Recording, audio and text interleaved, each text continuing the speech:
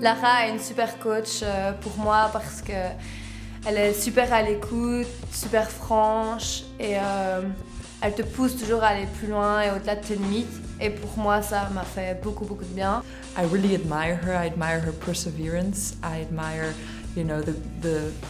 she gives it 120%, 50%, she really goes for it when she does. This last year as well, she just gave birth to a beautiful baby and now she's just back on top of it, reaching her goals again, and I think that's pretty amazing, and there's not a lot of people you can say that actually do that, so that's something I really admire about Lara. Lara as a teacher is really a good teacher because she learned us to be ambitious, and she gave us self-confidence because she had a pretty strong character. But Lara's riding style is pretty impressive because she's really elegant on the dressage, but also a warrior on the cross country. And she's giving us a lot of her time because she's really a generous person. So that's why, because I love her.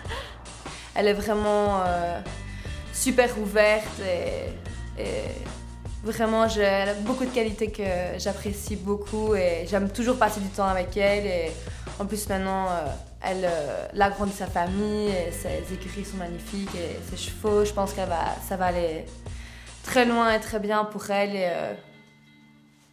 j'espère. My name is Lara de Liedekerke, Meier. I'm luckily a rider. I do what I love. My job is my sport is my passion, so I'm everyday happy girl, every day happy to get up and do what I love, even if it's sometimes a really tough life. I have really nice horses in my yard, a bit of everything, young ones, older ones. I have a lot of objectives, I'm young and all my future ahead, so great. One of my first memories is falling off of a Shetland and still loving her so much, and she was always at the launch on left hand she was happy, on right hand she was just stopping and going left hand again, so I fell off a few times.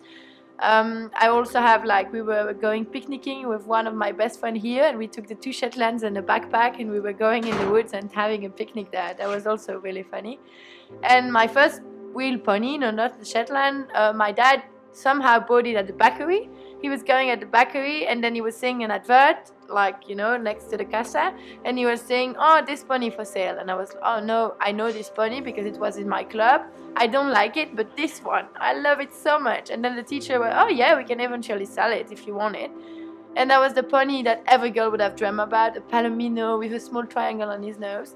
And I was honestly, I think I never have been as happy as that day I had this pony. I already have been a lot of time happy, but having such this Palomino cute pony, I think my dad, offered me a girl of that age, a doll or something. It was just like, oh. So I had with ponies, I have a lot of things to say and a lot of eliminations and falling off But even if I was eliminated on fence 2, my mom was so pissed and I was, "But I'm good number 1, no." So I was always trying to enjoy what I was doing. So I have a lot of memories with horses and for sure with ponies.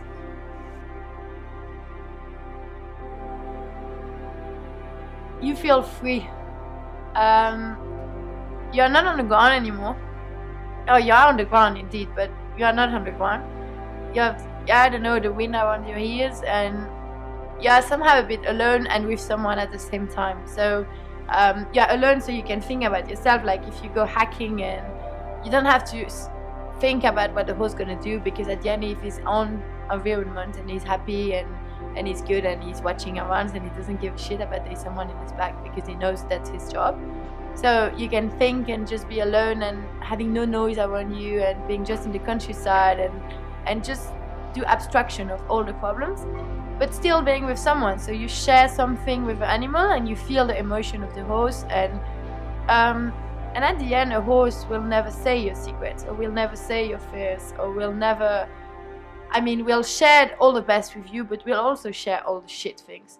And when you have like to jump a big fence and you come and that you feel the horse is slowing down and it's just like, are you sure? And then when you give like, and he just does it, you're just like, oh my god, that's when animals give it to you and just do it, and you feel that it goes through it just for you. You feel the strongest people in the world, and you really have this sharing moments, but still like not having any commitment towards this animal. Just be nice and fair and honest with the animal, but at the end you never have to justify yourself, which is something I really love, because I don't like all the time explaining why I'm doing that and that and that. And so I don't know really what I can explain about like sitting on a horse, but it's more all the communion you have with a horse. And then sitting is just like you share a moment with someone, or not someone, because we cannot really say, but for me it's someone. All my horses are different person, and I can almost give a person to each horse. I can really, before my wedding they was asking me, so who will be Laura? Laura will be Niala. Who will be this horse? And Kai, which horse he will be? Che Guevara for sure. And I can always compare my horse to someone, but I think horses at the end have no frustration or have no things we will go against you. For sure, one day there's days when they have pain in the stomach on their hoof, and they don't want to work, and because that's why we like them as well. But you just make something like different. You just share something really, really different, and you just do it together. And sometimes people just let you down, and horses until now sometimes disappoint me, but never let me down. But it's not really the right answer, but I don't know exactly what kind of answer I can give. It's my own interpretation of the question, let's say. I don't know, I think it's just a way of freedom. A way of freedom, and just, but like not being abandoned or alone. It's just like free and doing, something different. Not being on the ground, that already means a lot for me. I'm not so down to earth person, so that's why maybe I love horses so much.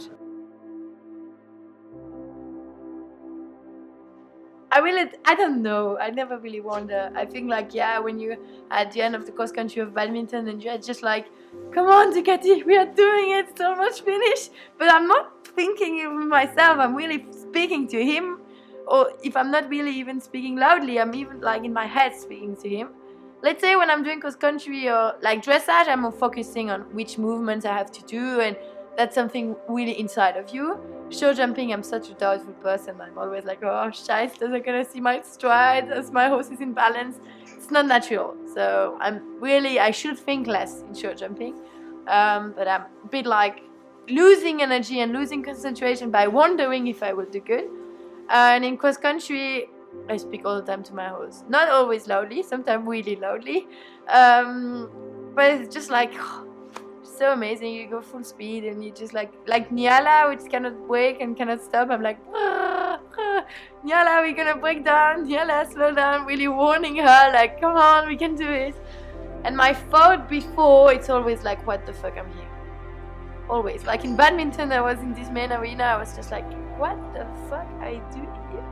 I'm really gonna go there? And then it was like 10, 5, and then you're like, okay, I cannot say don't go now, can I? And then you really like shit in your pants, like, okay, let's go. And then when they say go, you just forget. It's finished. It's on, it's okay. Like at WEG, World Equestrian Games, you're just like, come on. Joris did not come in, Constantin came in, now it's my turn. Let's try. And like it depends, like in small shows you don't even think, you speak to people, they say go, you go. And but let's say sometime when you're at 5 years old to a young horses class, and when you're at Ducati at 4-star, sometimes it gives the same pressure, because you know that the 4-star horses is experienced to go on a 4-star track, and then young horses can make so shitty mistakes sometimes, leave a leg or whatever. I try not to think about all those accidents and all those nasty fall. I know that it's part of the job, or no, part of the risk of what we do, not part of the job. But, and I know each time I can take my car, I can also have an accident. So I try to know that's fatality, and I always say to my mum, because I know if I have one time an accident, my dad will always say to my mum it's her fault, and I always said to my mum a few times already, if whatever happened to me, you can just be sure that I was loving what I was doing, and I don't want that it happens, but no one has to feel sorry for me, because every time I go across country, I just want to do it. And so, yeah, if it happens, it happens, and that would be sad, and because I'm young and I have a lot of future ahead of me, but I prefer 10 times that than dying at 70 from Alzheimer and be skinny and not knowing people which I know before. So I try to really realize that I'm lucky to do, and it will be more sad for the people who stay than for me. I'm really superstitious. I have my own stick. I have kind of helmets I want to wear. There's not like one helmet and one stick, but if I don't have one of the stick, or sometimes I just wake up and I say, today I won't die. I have to eat chocolate, Côte d'Or pure, every day, like even at home. And if on show I don't have it, it's just like, it's no way. It's like a person who is smoking or whatever. It's just not my day if I don't have chocolate. So when I go on show, I'm always sure I have enough chocolate. There's a lot of things I like to do myself, like putting the boots before cross country. It's not that I don't trust the groom or whatever, but if something happened, then it's my fault. If the boots fell off, or if like Kella, when she has the accident, maybe it's because the boots was too tight. We don't know, but then it's my fault, and I don't want to blame anyone after. That's too easy. So there's a lot of things, like I like my horses to be walked or have a lunch before, and I really have my own system. Like before dressage, I will ride a lot, and just to get rid of all the bad energy or the too much energy. But I'm really like, I will not say organized, because I really feel I'm a messy and unorganized person. But I really know what I want, and I will know by just watching my horse and watching the eye of my horse if it will work or not. So I don't know, like in badminton, I was never nervous, and it was really confusing, because it should have been one of the show. I arrived there and I was okay. And like in Kentucky with Nuni, I arrived there and I decided that it will not work. I called my mom 6-7 times, I said it's so big. So I'm sometimes not easy to deal with myself. Let's say sometimes I really think that there's 3 or 4 person in me, and they're a bit fighting to each other. So it's not always easy for me. Let's say like when I have my mom and Kai, it's easy because they know me, and they will just like, when I exaggerate by doubting too much, they will just kick like, come on, now it's finished. You're good, it will be good. But we have a lot of time to say to me that I'm amazing, and that it will work, and that it's all fine, and because I like hearing that again and again.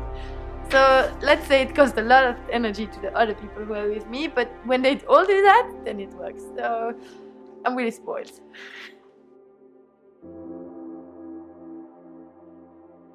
I went to see badminton with my grandfather, I think 10 years ago.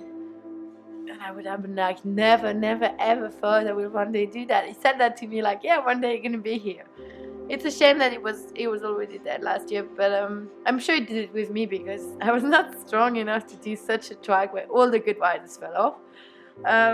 So I always think inside of myself that I was not alone to do that. When I said that to my grandmother, she really thinks but I'm a bit crazy, so at the end it's not so bad. No, but I'm not sure if I was even that ambitious. I was loving my pony, I was loving what I was doing. I was not loving competition as much as I do now, but I don't think I ever dreamt to do one-time 4-star. I was loving my pony, I was loving the challenge. My pony was a pain in the ass in dressage. He was scary of his own shadows, and my mom was checking every people if they was opening a can of Coca-Cola, no, don't do that, you're gonna run away. And I just love it because my pony was so a pony, and he was just trying so hard to make me happy. And even if he was sometimes disappointed in me, I think it made me stronger, and it made me why I'm there now. So no, I never thought I'm gonna do that, and I really have no idea where I'm gonna be in 10 years. That's why I don't want to put myself under pressure with Olympics and all that. I was always lucky to have good horses, so I never had a really bad fall. I had some bad falls where I still end up at hospital, but it was always okay, let's say I was sometimes more lucky to not be dead with my car and not with my horses. But I would have never. I don't think I would have expected, and I don't even think I would have dreamt of that. So I don't know what I'm gonna dream in 10 years. Maybe having more and more children. I don't know. I don't think, because I'm really spoiled and like even giving more energy to someone else. Already my husband, it's already a lot. So yeah, but we will see. 10 years ago, I would have never expected to be here, and I have no idea where I'm going to be in 10 years. I hope still here, because it's really amazing. But we will see.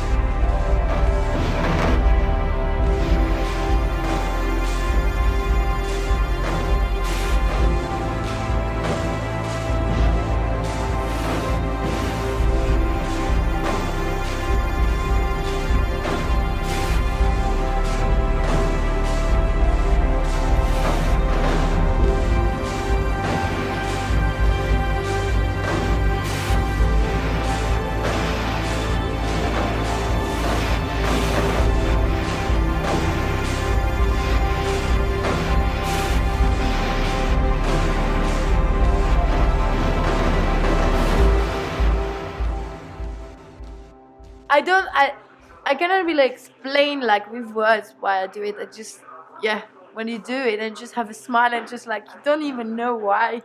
You have such this stupid smile, like, oh, I just love what I do. And okay, Ingrid Klimke, she all the time say that we love what we do, but at the end it's true, we love what we do. And I really think that our horses they love what they do, and I think that's why we love it even more, because we know that we are not obliging them to do something. So yeah.